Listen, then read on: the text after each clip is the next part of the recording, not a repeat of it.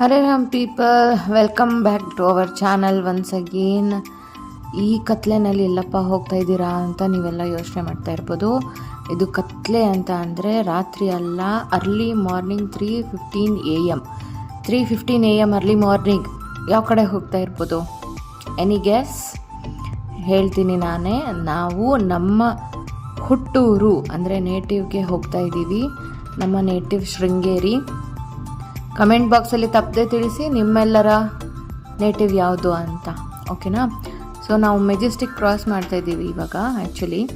So ನಾವು ಬೆಳಗ್ಗೆ ಮುಂಚೆ ಜೈ ಗಣೇಶ ಅಂತ ಹೇಳಿ ಗೂಗಲ್ ಮ್ಯಾಪ್ ಹಾಕ್ಕೊಂಡು ಸ್ಟಾರ್ಟ್ ಮಾಡಿದ್ದೀವಿ ಗಾಡಿನ.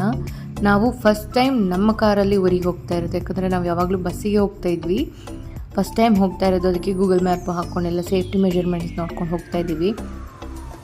ಹಾಗೆ early morning driving, it's very ಕೇರ್ಫುಲ್ಲಾಗಿ ಡ್ರೈವ್ ಮಾಡಬೇಕಾಗತ್ತೆ. ವೆಹಿಕಲ್ಸ್ ಎಲ್ಲ ಸ್ಪೀಡ್ ಇರ್ತವೆ ಆನ್ ರೋಡು. ಹೈವೇಲಂತೂ ಸಿಕ್ಕಾಪಡೆ ಸ್ಪೀಡ್ ಇರ್ತಾರೆ, ಯಾಕಂದರೆ ಎಕ್ಸ್ಪೋರ್ಟ್ ಲಾರೀಸ್ ಇರುತ್ತೆ, ಬಸ್ ತಿರುಗ್ತಾ ಇರುತ್ತೆ. ಸೊ ನಾವು ಕೇರ್ಫುಲ್ಲಾಗಿ ಡ್ರೈವ್ ಮಾಡಬೇಕಾಗುತ್ತೆ. ಮತ್ತು ನಾವು ಫಸ್ಟ್ ಟೈಮ್ ಹೋಗ್ತಿರೋದ್ರಿಂದ ಸ್ವಲ್ಪ ಡ್ರೌಸಿನೆಸ್ ಕೂಡ ಸ್ಟಾರ್ಟ್ ಆಗುತ್ತೆ ಸ್ವಲ್ಪ ಹೊತ್ತಲ್ಲಿ. ನಿಮ್ಮಲ್ಲಿ ಯಾರಾದರೂ ಡ್ರೈವಿಂಗ್ ಈ ಥರ ಟೈಮಲ್ಲಿ ಮಾಡ್ತಾಯಿದ್ರೆ, ಅಪರೂಪಕ್ಕೆ ಮಾಡೋರಿದ್ದರೆ ದಯವಿಟ್ಟು ಕೇರ್ಫುಲ್ಲಾಗಿ ಸೇಫಾಗಿ ಡ್ರೈವ್ ಮಾಡಿ ನಿಮ್ಮ ಡೆಸ್ಟಿನೇಷನ್ನ ರೀಚ್ ಆಗಿ. ಹಾಗೆ ನೋಡಿ, ಬೆಳಕು ಬಿಡ್ತಾ ಇದೆ ಈಗ. ನಮಗೆ ಇಷ್ಟೊತ್ತಲ್ಲಿ ಸ್ವಲ್ಪ ಡ್ರೌಸಿನೆಸ್ ಸ್ಟಾರ್ಟ್ ಆಗಿತ್ತು. ಸೊ ಆಫ್ಟರ್ ಟೋಲ್ ಪಾಸಿಂಗ್ ಒಂದು ಟೀ ಕುಡಿಯೋಣ, ನಿದ್ದೆ ಕಮ್ಮಿ ಆಗುತ್ತೆ ಅಂತ ಹೇಳಿ we are waiting for the toll actually. Almost ಅಲ್ಲಿ ಅಷ್ಟೊತ್ತಿಗೆ ಬೆಳಕು ಬಿಡ್ತಾ ಇರುತ್ತೆ, ಶಾಪ್ಸ್ ಎಲ್ಲ ಓಪನ್ ಇರುತ್ತೆ. ಅಲ್ಲಿ ತನಕ ಎಲ್ಲೂ ನಮಗೆ ಟೀ ಶಾಪ್ಸ್ ಯಾವುದೂ ಓಪನ್ ಇರಲಿಲ್ಲ. ಸೊ ಇಲ್ಲಿ ಏನಾಯಿತು, ಟೀ ಕುಡಿದು ಬಂದಾದಮೇಲೆ ದಾರಿ ಖರ್ಚಿಗೆ ತಿನ್ನಲಿಕ್ಕೆ ಕೂಡ ಒಂದಷ್ಟು ಬಿಂಗೋ ಚಿಪ್ಸನ್ನು ತೊಗೊಂಡು ಬಂದ ಅನೀಶು. ಆವಾಗ ಅವ್ರಿಗೂ ಸ್ವಲ್ಪ ಡ್ರೈವಿಂಗ್ ಮಾಡುವಾಗ ನಿದ್ದೆ ಎಲ್ಲ ಬರೋಲ್ಲ ಬಾಯಲ್ಲೇನಾದರೂ ಇದ್ದರೆ. ಸೊ ಹಾಗಾಗಿ ಅದೆಲ್ಲ ತೊಗೊಂಡು ಬಂದಿದ್ದಾಯಿತು. ಮತ್ತು ನೋಡಿ, ಫುಲ್ ಬೆಳಕಾಗಿದೆ ಈಗಂದರೆ ಶಾಪ್ಸ್ ಎಲ್ಲ ಓಪನ್ ಇರುತ್ತೆ. ನಾವು ರೀಚ್ ಆಗುವಾಗ ಆಲ್ಮೋಸ್ಟ್ 10:45, 11 ಆಗಿತ್ತು. ಯಾಕಂದರೆ ನಾವು ಮಧ್ಯೆ ಬ್ರೇಕ್ಫಾಸ್ಟ್ ಮಾಡ್ಕೊಂಡೋಗಿ 1/2 hour ಅಲ್ಲಿ ಬ್ರೇಕ್ ಕೊಟ್ವಿ. ನಮ್ಮ ಊರಿಗೆ 8 hours ಜರ್ನಿ ಆಗುತ್ತೆ. ಆಲ್ಮೋಸ್ಟ್ 400 kilometers ಆಗುತ್ತೆ ಕಂಪ್ಲೀಟ್ ಅಂತಂದರೆ. ನೀವು ಯಾರಾದರೂ ಶೃಂಗೇರಿಗೆ ಬರೋರಿದ್ದರೆ ಈ ವಿಡಿಯೋ ನಿಮಗೆ ಹೆಲ್ಪ್ ಆಗ್ಬೋದು. ಆಲ್ಮೋಸ್ಟ್ ನೋಡಿ, ನಮ್ಮ ಊರಿನ ಬಾಗಿಲು ಹತ್ತತ್ರ ರೀಚ್ ಆಗ್ತಾ ಇದ್ದೀವಿ ನಾವು. ಬೆಳಗ್ಗೆ ಮುಂಚೆ ವ್ಯೂಸ್ ಚೆನ್ನಾಗಿರುತ್ತೆ ನೋಡಲಿಕ್ಕೆ. ಸುತ್ತ ಕಾಡೆಲ್ಲ ಗ್ರೀನರಿ ಜಾಸ್ತಿ ಅಲ್ವಾ. ಹಾಗೆ ನಮ್ಮ ಊರಿಗೆ ಹೋಗ್ತಾ ಇದ್ದೀವಿ ಅಂದರೆ ಏನೋ ಒಂಥರ ಸಂತೋಷ, ನೆಮ್ಮದಿ ಎಲ್ಲ ಇರುತ್ತೆ. ಹಾಗಾಗಿ ಖುಷಿ ಆಗುತ್ತೆ ಊರಿಗೆ ಹೋಗೋದಂದ ತಕ್ಷಣ, ಎಲ್ಲ ಮರೆತು ಊರಿಗೆ ಹೋಗೋದು. ಸೊ ಇವಾಗ ನಾವೇನಾಗ ರೀಚ್ ಆಗ್ತಾ ಇರೋವಂಥ ಊರ ಹೆಸರು ಮೆಣಸೆ. ಆದರೆ ಇಲ್ಲೊಂದು ಕಾಲೇಜ್ ಕಾಣುತ್ತೆ ನೋಡಿ, ಇದು ಅನೀಶ್ ಓದಿದ ಕಾಲೇಜ್, JCBM ಕಾಲೇಜ್. ಏನೋ ಫಂಕ್ಷನ್ ನಡೀತಾ ಇದೆ ಅನಿಸುತ್ತೆ, ಅದಕ್ಕೆ ವೆಹಿಕಲ್ ಪಾರ್ಕಿಂಗ್ ತುಂಬ ಇದೆ. ಸೊ ಇದೇ ರೋಡಲ್ಲಿ ಸ್ಟ್ರೈಟಾಗಿ ಹೋದರೆ ಒಂದು ಕಾಳಿಕಾಂಬ ದೇವಸ್ಥಾನ ಇದೆ, ಅದು ತುಂಬ ಚೆನ್ನಾಗಿದೆ. ನಿಮ್ಮಲ್ಲಿ ಯಾರಾದರೂ ಶೃಂಗೇರಿಗೆ ವಿಸಿಟ್ ಮಾಡೋಂಗಿದ್ರೆ ಬರೀ ಶೃಂಗೇರಿ ಶಾರದಾ ಪೀಠ ವಿಸಿಟ್ ಮಾಡೋದ್ರ ಜೊತೆಗೆ ಇವಾಗ ಹೊಸದಾಗಿ ಒಂದು ಶಂಕರಗಿರಿ ಆಗಿದೆ, ಅದಕ್ಕೆ ವಿಸಿಟ್ ಮಾಡಿ. ಹಾಗೆ ಕಿಗ್ಗಾದಲ್ಲಿ ಋಷೇಶೃಂಗೇಶ್ವರ ದೇವಸ್ಥಾನ ಇದೆ. ಹಾಗೆ ಕಿಗ್ಗಾದಲ್ಲಿ ಸಿರಿಮನೆ ಫಾಲ್ಸ್ ಅಂತ ಒಂದಿದೆ. ಆಮೇಲೆ ಕೊಪ್ಪದ ಹತ್ರ ಕಮಂಡಲ ಗಣಪತಿ ಅಂತ ಇದೆ. ಆಮೇಲೆ ಹರಿಹರಪುರ ಮಠ, ಶಾರದಾ ಮಠಕ್ಕೆ ವಿಸಿಟ್ ಮಾಡ್ಬೋದು ನೋಡಿ. ಇಲ್ಲಿ ಕಾಳಿಕಾಂಬ ದೇವಸ್ಥಾನಕ್ಕೆ ವಿಸಿಟ್ ಮಾಡ್ಬೋದು. ಹಾಗೆ ದುರ್ಗಾ ಪರಮೇಶ್ವರಿ ದೇವಸ್ಥಾನ ಕೂಡ ಇದೆ, ದುರ್ಗಾ ದೇವಸ್ಥಾನ ಅಂತ ಹೇಳ್ತಾರೆ ನೋಡಿ, ಇದೆ ಕಾಳಿಕಾಂಬ ದೇವಸ್ಥಾನ. ಸೊ ಇಲ್ಲೆಲ್ಲ ವಿಸಿಟ್ ಮಾಡ್ಕೊಂಡು ಬನ್ನಿ. ಕ್ಯಾತನ್ಮಕ್ಕಿ ಹಿಲ್ಸ್ ಇದೆ, ಕುಂದಾದ್ರಿ ಹಿಲ್ಸ್ ಇದೆ.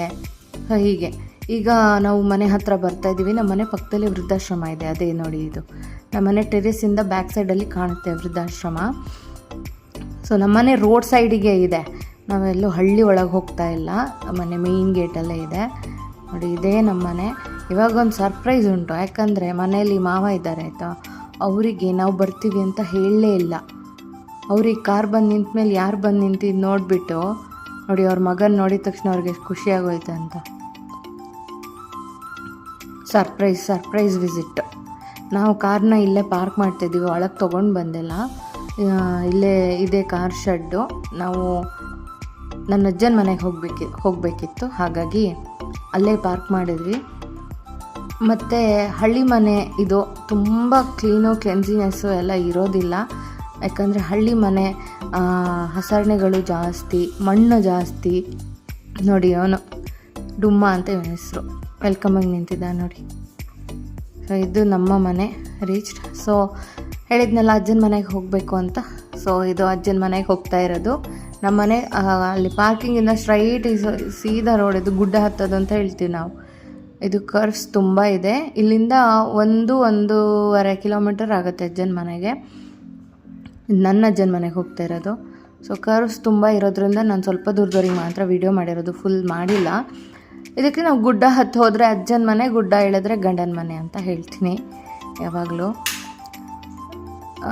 ಈವ್ನಿಂಗ್ ಹೋಗ್ತಾ ಇರೋದು ಆ್ಯಕ್ಚುಲಿ.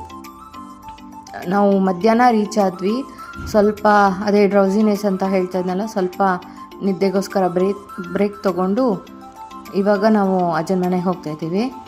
ವಿ ರೀಚ್ಡ್ ಅಜ್ಜನ ಮನೆ. ಸೊ ಅಲ್ಲಿ ಒಬ್ಬರು ಕಾಣ್ತಿರೋದೇ ನಮ್ಮ ಅಜ್ಜ. ಆ್ಯಕ್ಚುಲಿ ಅವ್ರಿಗೆ ದೂರದಿಂದ ಕಾಣಲ್ಲ, ಏನೋ ವೆಹಿಕಲ್ ಬಂತು ಅಂತ ನೋಡ್ತಾ ಇರ್ತಾರೆ. ಸೊ ಇದೇ ನೋಡಿ ನನ್ನ ಅಜ್ಜನ ಮನೆ, ದೊಡ್ಡದಾಗಿದೆ. ಅಂಗಳ ಎಲ್ಲ ಚೆನ್ನಾಗಿದೆ, ಇದಕ್ಕೆ ಅಂಗಳ ಅಂತ ಹೇಳ್ತಾರೆ. ಇಲ್ಲಿ ಅದ್ರ ತೋಟಕ್ಕೆ ಹೋಗೋದು, ಬಾವಿ ಇದೆ ಕೆಳಗೆ. ಮನೆ ಹಿಂದ್ಗಡೆ ಇಲ್ಲಿ ರಕ್ತೇಶ್ವರಿ ಮತ್ತು ಗಣಪತಿ ದೇವಸ್ಥಾನ ಇದೆ. ಇದ್ರ ಬ್ಯಾಕ್ ಸೈಡ್ ನಾಗರಬನ ಇದೆ. ನಮ್ಮೂರ ಕಡೆ ಎಲ್ಲ ಸ್ವಲ್ಪ ಮಡಿ ಮೈಲಿಗೆ ಜಾಸ್ತಿ ದೇವರಿಗೆ, ಹಾಗಾಗಿ ಹತ್ತಿರ ಹೋಗ್ಬೇಕಂದ್ರೆ ಫುಲ್ ಮಡಿ ಮಾಡ್ಕೊಂಡು ಹೋಗಬೇಕು ಅಂತ. ಹಾಗೆ ಇಲ್ಲಿ ಸ್ವಲ್ಪ ತರಕಾರಿ ಗಿಡ, ಮತ್ತು ಈಗ ಅಡಿಕೆ ಕೊಯ್ಲು ಸೀಸನ್ ಆಗಿರೋದ್ರಿಂದ ಇದೆಲ್ಲ ಉದುರು ಅಂತ ಹೇಳ್ತಾರೆ. ಯಾಕಂದರೆ ಮರದಲ್ಲಿಂದ ಅಡಿಕೆ ಕಾಯಿನ ಕುಯ್ಲಿಕ್ಕೂ ಮುಂಚೆ ಕೊನೆ ತೆಗೆಯೋದು ಅಂತಾರೆ. ಅದು ಕುಯ್ಲಿಕ್ಕೂ ಮುಂಚೆ ಕೆಳಗಡೆ ಉದುರಿರುತ್ತೆ, ಅದನ್ನು ಹೆರಕಿ ಅದನ್ನು ಒಣಗಿಸೋದು. ಸೊ ಇದಕ್ಕೆ ಗೋಟಡಿಕೆ ಅಂತ ಹೇಳ್ತಾರೆ. ಹಾಗೆ ಇವಾಗ ಮಳೆ ಕಡಿಮೆ ಆದ್ದರಿಂದ ಹೂವಿನ ಗಿಡಗಳೆಲ್ಲ ಕಡಿಮೆ. ಯಾಕಂದರೆ ಇನ್ನೊಂದು ಸ್ವಲ್ಪ ಟೈಮಲ್ಲೇ ಸಮ್ಮರು ಸ್ಟಾರ್ಟ್ ಆಗುತ್ತೆ. ಈ ಸತಿ ವೆದರ್ ಬೇರೆ ಆ ಕಡೆ ಈ ಕಡೆ ಆಗಿದೆ. ಸೊ ತುಂಬ ಥರದ ಹೂಗಳಿರ್ತವೆ ಯಾವಾಗ್ಲೂ. ಸೊ ಇವಾಗ ದರ್ಗೆಲ್ಲ ಜಾಸ್ತಿ ಸ್ವಲ್ಪ. ನೋಡಿ ನಂಗೆ ಕೆಲವು ಹೂ ಹೆಸರೆಲ್ಲ ಗೊತ್ತಿಲ್ಲ. ಇಲ್ಲಿ ಹೂವಿನ ಗಿಡ ಹಾಕೊಳ್ಳೋದು ನೋಡಿ, ಇಲ್ಲಿ ಅಂಗಡಿಯಿಂದ ಎಲ್ಲ ಹೂ ತರೋದಿಲ್ಲ. ದೇವ್ರ ಪೂಜೆಗೆಲ್ಲ ಇಲ್ಲಿದೆ ಹೂವು, ಬೆಳೆದಿರೋ ಹೂವು. ಸೊ ಇದು ಹಾಗೆ ಅಡಿಕೆ ಜೊತೆ ಕಾಫಿ ಕೂಡ ಟೈಮ್ ಇವಾಗ. ಇದೇ ಕಾಫಿ ಹಣ್ಣು ನಿಮಗೆ ಗ್ರೀನ್ ರೆಡ್ ಕಾಣ್ತಿರೋದು, ಇದು ಒಣಗಿಸಿದ್ದು ಕಾಫಿ. ಅದನ್ನೇ ಆಮೇಲೆ ಕಾಫಿ ಇದಕ್ಕೆ ಕೊಟ್ಟು ಕುಟ್ಟಿ ಪುಡಿ ಮಾಡಿ ಫಿಲ್ಟರ್ಗೆ ಹಾಕಿ ಫಿಲ್ಟರ್ ಕಾಫಿ ಮಾಡೋದು. ಸೊ ತೆಂಗಿನ ಮರ, ಅಡಿಕೆ ಮರ ಎಲ್ಲ ನೋಡಿದ್ರಿ. ಹಾಗೆ ಇದು ನನ್ನ ಅಜ್ಜನ ಮನೇಲಿರೋ ಕರು, ಅದರ ಅಮ್ಮ ಮೇಲಿಕ್ಕೆ ಹೋಗಿದೆ, ಬಂದಿಲ್ಲ ಇನ್ನು. ಹಾಗೆ ನಮ್ಮ ಮನೆ ಫುಲ್ ತೋರಿಸ್ಲಿಲ್ಲ ನಿಮಗೆ. ಎದುರುಗಡೆ ಈ ಥರ ಇದೆ. ಸೊ ಇಲ್ಲೂ ಅಷ್ಟೇ ಹೂಗಳು ತುಂಬ ಇರುತ್ತೆ. ಮತ್ತು ಹಾಗೆ ಬೆಳಗ್ಗೆ ಪೂಜೆಗೆ ಹೂ ಕುಯ್ದಿರ್ತಾರೆ, ಹಾಗಾದ್ರಿಂದ ಈಗಷ್ಟು ಹೂಗಳು ಕಾಣೋದಿಲ್ಲ. ಮತ್ತು ನೋಡಿ ತುಂಬ ದರ್ಗು ಎಲ್ಲ ಡ್ರೈನೆಸ್ ಜಾಸ್ತಿ, ನೀರು ಕಡಿಮೆ, ಈಗ ಮಳೆ ಬರೋದಿಲ್ಲಲ್ಲ ಹಾಗಾಗಿ. ಮತ್ತು ಇಲ್ಲಿ ಕಸ ಎಲ್ಲ ಹಾಕಿರೋದಂದರೆ ಹಸಿ ಕಸ, ಒಣ ಕಸ ಎಲ್ಲ, ಪ್ಲಾಸ್ಟಿಕ್ ಎಲ್ಲ. ಯಾಕೆ ಅಂದರೆ ಎಲ್ಲ ಕಡೆ ಗಾಡಿಗಳು ಬರಲ್ಲ. ಇಲ್ಲಿ ಸಿಟಿಗಳ ಥರ ಕಸದ ಗಾಡಿ ಎಲ್ಲ ಬರೋದಿಲ್ಲ.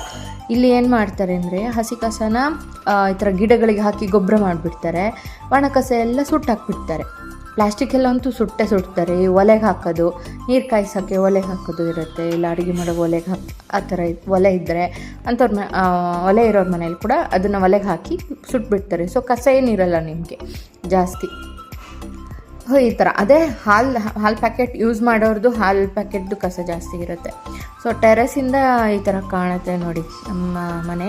ಸುತ್ತ ಕಾಡೇ ಇರೋದು. ನಮ್ಮ ಮನೆ ಹಿಂದೆ ಮುಂದೆ ಮನೆ ಇಲ್ಲ. ಈ ಕಾಡು ದಾಟಿ ಪಕ್ಕಕ್ಕೆ ಹೋದರೆ ಮನೆ ಇದೆ.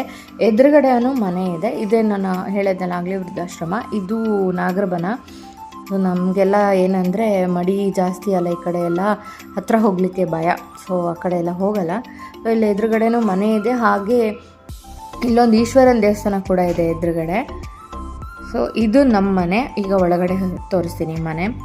ಸೊ ನೋಡಿ ನಮ್ಮ ಮನೆ ಈ ಥರ ಇದೆ.